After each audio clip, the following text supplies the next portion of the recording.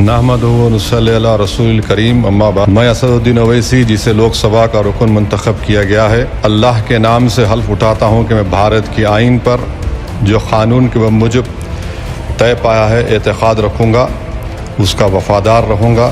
मैं भारत के इक़्तिदार आला और सालिमियत को बरकरार रखूँगा और जिस ओहदे को मैं संभालने वाला हूँ इसके फ़राइज़ और वफ़ादारी से अंजाम दूँगा। जय भीम, जय मीम, जय तेलंगाना, जय फ़लस्तीन, तकबीर, अल्लाहु अकबर। हर साल की तरह इस साल भी NSIT एजुकेशन सेंटर में 10th और 12th का रिजल्ट 100% रहा। NSIT में पढ़ने वाले बहुत सारे बच्चों ने अपनी स्कूल में टॉप किया है। साथ ही यहाँ पे इस क्लास में 34 बच्चों ने 85% एंड अबव लाए, वहीं 3 बच्चों ने 90% एंड अबव मार्क्स से पास किया है। NSIT क्लासेस में बहुत सारे बच्चों ने अलग अलग सब्जेक्ट में टॉप किया है।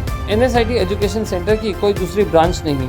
पता है first floor above axis bank ATM, दरगाह रोड, दीवान शाह, भिवंडी। जय फिलिस्तीन का नारा लगाने पर AIMIM नेता ओवैसी के घर पर हमला, अनजान शख्स ने फेंकी काली स्याही। बीते दिनों लोकसभा में जय फिलिस्तीन का नारा लगाकर AIMIM के चीफ असदुद्दीन ओवैसी ने देश में नया बहस का मुद्दा खड़ा कर दिया, जिसके बाद बीजेपी के कई नेता उनकी आलोचना भी कर रहे हैं। AIMIM चीफ असदुद्दीन ओवैसी ने दावा किया कि उनके घर पर हमला हुआ, जिसमें किसी अनजान शख्स ने घर पर काली स्याही फेंक दी। इसकी जानकारी उन्होंने ट्वीट करके दी। उन्होंने सोशल मीडिया प्लेटफॉर्म X पर एक वीडियो भी पोस्ट किया। AIMIM चीफ ने लिखा, आज कुछ अज्ञात बदमाशों ने मेरे घर पर काली स्याही फेंकी। अब मैं गिनती भूल गया हूँ कि मेरे दिल्ली स्थित घर को कितनी बार निशाना बनाया गया। जब मैंने दिल्ली पुलिस के अधिकारियों से पूछा कि उनकी नाक के नीचे ये सब कैसे हो रहा है, तो उन्होंने अपनी बेबसी जाहिर की। असदुद्दीन ओवैसी ने होम मिनिस्टर अमित शाह पर हमला करते हुए कहा, अमित शाह, ये सब आपकी निगरानी में हो रहा है।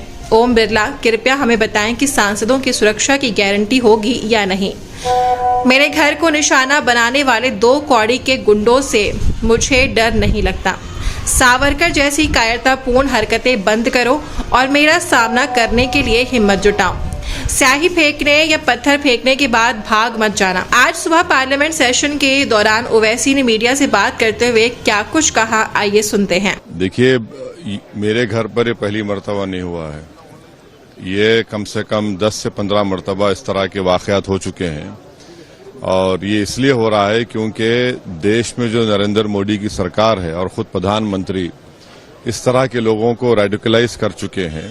जो प्रधानमंत्री खुद कहते हैं कि घुसपैठी है मुसलमान और इनके कपड़े देखकर पहचानो, तो इन लोगों को हिम्मत मिलती है। ये एम्बोल्डन हो चुके हैं और इनको लगता है कि जब तक मोदी सरकार है हम कुछ भी कर सकते हैं। और दूसरी बात यह है कि ये लोग इजराइल का फ्लैग लेकर मेरे घर पर चिपकाते हैं, तो इससे मालूम होता है कि ये लोग ज़ायनिस्ट आइडियोलॉजी को मानने वाले हैं। और ज़ायनिस्ट आइडियोलॉजी ने ही गाजा में 12 लाख लोगों को बेघर कर दिया, 40,000 लोगों को मौत की घाट उतार दिया।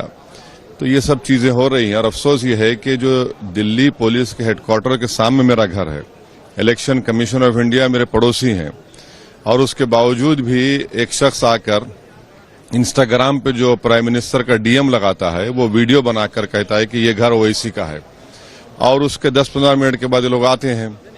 तो अब पुलिस खुद अगर इनको पकड़ना नहीं चाहती है तो फिर हम क्या करेंगे? भाई, सरकार आपकी, पुलिस आपकी, मेरे घर के सामने एक नहीं बल्कि 100 CCTV कैमरा लगे हुए हैं, और जो पुलिस ऑफिसर मेरे पास आते हैं वो मुझसे कहते हैं हाँ सर कभी कभी हो जाता है। तो अब ये कभी कभी नहीं हो रहा है। अगर किस दिन कभी कुछ बड़ा वाकया हो जाएगा तो फिर उस वक्त क्या बोलेंगे लोग? अब सवाल ये खड़ा होता है कि क्या वाकई AIMIM नेता असदुद्दीन ओवैसी देश की सबसे बड़ी पंचायत में जय फिलिस्तीन का नारा लगाना सही था या गलत? वहीं देश भर में ओवैसी के बयान के बाद एक नया विवाद छिड़ गया है। बीजेपी के कई नेताओं ने ओवैसी की संसद की सदस्यता रद्द करने की मांग की है। इस पूरे मामले में आपकी क्या राय है? कमेंट सेक्शन में जरूर रखें।